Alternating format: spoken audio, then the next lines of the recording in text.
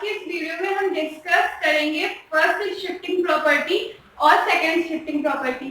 तो उससे पहले हमें एक और डेफिनेशन आज के इस वीडियो में जानना है, जो है पीस वाइज कॉन्टिन्यूटी। तो चलिए इसके बारे में लिखते हैं। इसका एक दूसरा नाम भी है सेक्शनली कॉन्टिन्यूटी।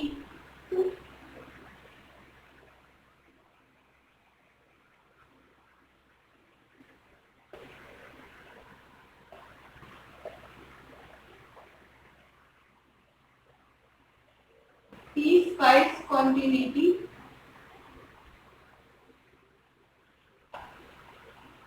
and slash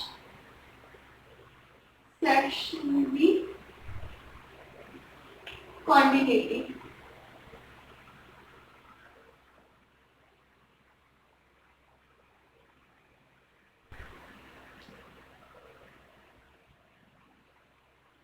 तो चलिए समझते हैं कि आखिर ये पीस वाइज कॉन्टिन्यूटी होती क्या है। तो सपोज कि कोई एक फंक्शन एफ टी है और ये किसी इंटरवल ए कॉमा बी में कॉन्टिन्यूअस है, तो इस फंक्शन को हम पीस वाइज कॉन्टिन्यूअस कब कहेंगे in the function A comma B.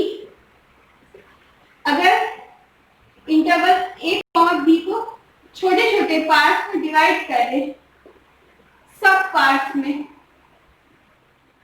Suppose A comma A one, A comma A one comma A two comma A three and so on A comma B. इन सब parts में अगर divide कर दे sub section में सब, तो इसका हर जो इंडिविजुअली सेट है अब वो कॉन्टिन्यूअस होगा और इसमें जो राइट हैंड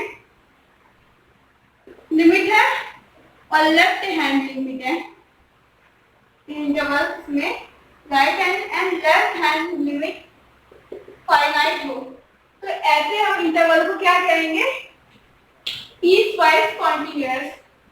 तो क्या है ये, कोई भी किसी भी फंक्शन को किसी भी इंटरवल ए बी में हम तब पीस वाइज कॉन्टिन्यूअस या सेक्शनली कॉन्टिन्यूअस बोलेंगे जब अगर इस इंटरवल के हम लोग सब इंटरवल्स डिवाइड करें, इस इंटरवल को सब इंटरवल्स में डिवाइड करें और इसका हर एक इंटरवल कॉन्टिन्यूअस हो और यहाँ पे राइट हैंड और लेफ्ट हैंड जो लिमिट है वो भी फाइनाइट हो, तो ऐसे फंक्शन को हम लोग पीस वाइज कॉन्टिन्यूअस कहेंगे।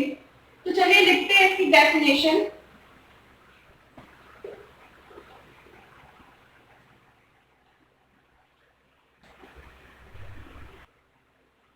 तो डेफिनेशन देखिए पीस वाइज कॉन्टिन्यूटी की, कोई भी function F T is said to be piecewise continuous in an interval AB if the interval can be divided into finite number of sub intervals। ये बार याद रखिएगा, finite में, जिन्हें हम कैलकुलेट कर सके। in each of which function is continuous and has a finite left and right hand limit।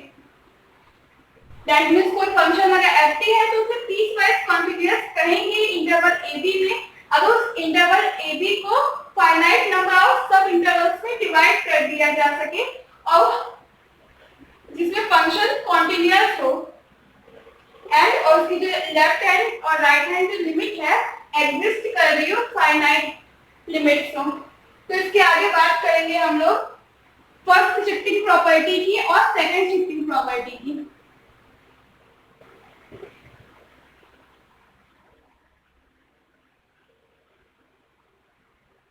तो चलिए देखते हैं कि सबसे पहले बात करते हैं फर्स्ट शिफ्टिंग प्रॉपर्टी की।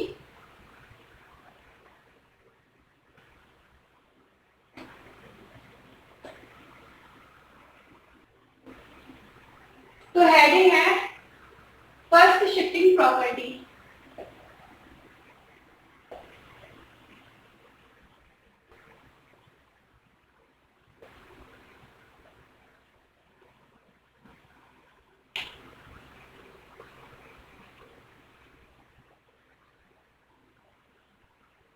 तो इसका स्टेटमेंट लिखते हैं, if Laplace of function F T equals two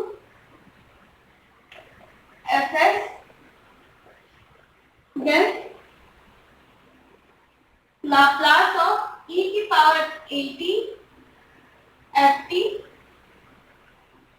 equals to F S minus A. तो ये हमारा गिवन है कि अगर किसी फंक्शन एफ टी का लाप्लास अगर एफ एस है तो अभी यहाँ प्रूफ करना है कि लाप्लास ऑफ e की power at F T equals to F minus A. तो इसे ही हम लोग फर्स्ट शिफ्टिंग प्रॉपर्टी कहते हैं। तो चलिए हम इसे प्रूफ करते हैं कि लाप्लास ऑफ e की पावर at एफ टी किसके इक्वल है, F minus S, F S minus A की। तो प्रूफ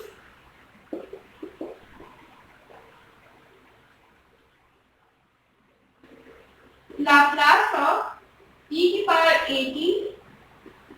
एफ टी को अगर हम लोग इंटीग्रल फॉर्म में लिखे, इसको हमने इंटीग्रल फॉर्म में क्या लिखा था, इंटीग्रल 0 टू इनफाइनाइट e की power minus S t f T D T. तो उसी तरह से हम लोग यहाँ पे इसको भी इंटीग्रल फॉर्म में लिखेंगे, 0 टू इनफाइनाइट e की पावर माइनस एफ टी, और फंक्शन यहाँ पे लिखेंगे, यहाँ पे फंक्शन क्या है, e की पावर at एफ टी, यहाँ पे लिखेंगे e की power at F T dt। अब यहाँ पे ये दोनों मल्टीप्लिकेशन में है तो इसको पावर के एडिशन में लिख सकते हैं,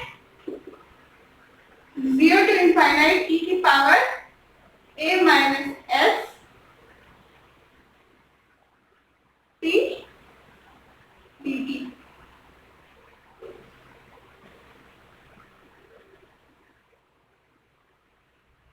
एफ टी dt। अब इसको अगर लिख ले हम s माइनस ए और माइनस को बाहर निकाल ले, तो अगर इसको इससे कंपेयर करें तो यहाँ पे s की जगह क्या है, s माइनस ए, और ये किसके इक्वल है, एफ एस के। अगर e की पावर माइनस टी का कोफिशिएंट s है तो यहाँ पे एफ एस लिखते हैं, बट यहाँ पे माइनस टी का कोफिशिएंट क्या है, s माइनस ए, तो यहाँ पे एफ एस की जगह क्या लिखेंगे हम लोग, एफ एस माइनस ए।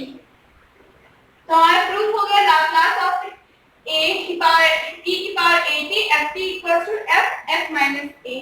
तो ये है हमारी फर्स्ट शिफ्टिंग प्रॉपर्टी। तो इसे आपको लर्न करना पड़ेगा क्योंकि इसके आगे आने वाले क्वेश्चंस में इसका डायरेक्ट यूज हम करेंगे। तो इसके बाद बात करेंगे अभी सेकंड शिफ्टिंग प्रॉपर्टी की। तो इसके बाद बात करते हैं सेकंड शिफ्टिंग प्रॉपर्टी की। तो सेकंड शिफ्टिंग प्रॉपर्टी में हमारा स्टेटमेंट क्या है, if Laplace of F T equals to F S, और ये फंक्शन एक जीटी दिया हुआ है, इसकी value F T minus A की इक्वल है अगर T greater than and equals to A, और अगर टी ए से छोटा है तो जीटी की वैल्यू क्या हो जाएगी, 0। और हमें प्रूव क्या करना है, Laplace of g t equals to a की पावर e की power a minus S F s. तो हमारे पास ये गिवन है और हमें ये प्रूव करना है। इसे लिखते हैं लाप्लास ऑफ जीटी, कोई फंक्शन g है, इसको अगर हम इंटीग्रल फॉर्म में लिखें तो 0 टू इनफाइनाइट e की power minus S T GT.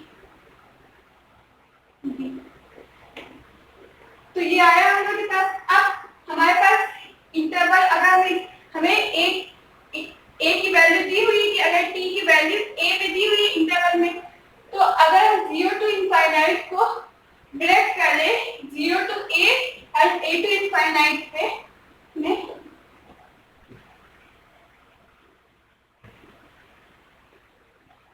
gt dt plus a to infinite e की power minus S T GT dt। तो कुछ इस तरह से लिख सकते हैं हम इस इंटीग्रल को। अब यहाँ पे 0 टू a के बीच फंक्शन gt की वैल्यू क्या है हमारी, 0। तो ये तो पूरा हमारा टर्म 0 हो गया।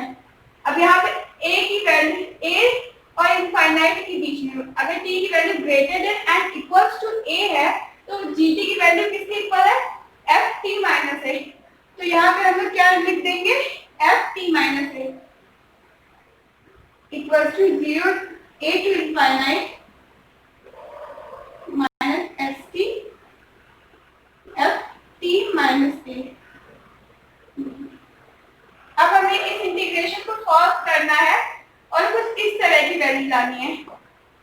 तो सपोज t माइनस ए को हम कुछ मान लेते हैं, सपोज t के इक्वल मान लेते हैं, t minus A equals to t।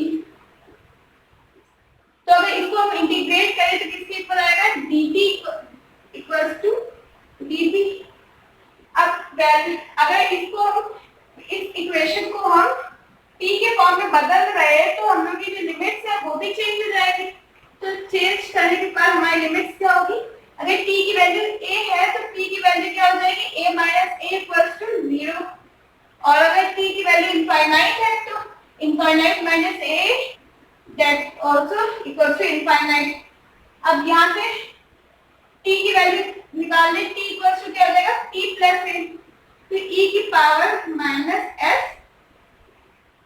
p plus a, यहाँ पे हो जाएगा f p dt, dt की वैल्यू dt के ऊपर। तो कुछ इस तरह की इक्वेशन आई। अब इसके बाद